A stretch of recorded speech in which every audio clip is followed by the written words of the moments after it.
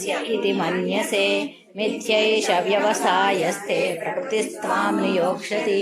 स्वभावजेन कौन्तेय निबद्धस्वेन कर्मणा ज्ञानमाख्यातं गुह्याद्गुह्यतरं मया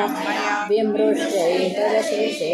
यथेच्छसि तथा कुरु सर्वगुह्यतमं भूयः शृणु मे परमं वचः इष्टोऽसि मे दृढमिति ततो वक्ष्यामि ते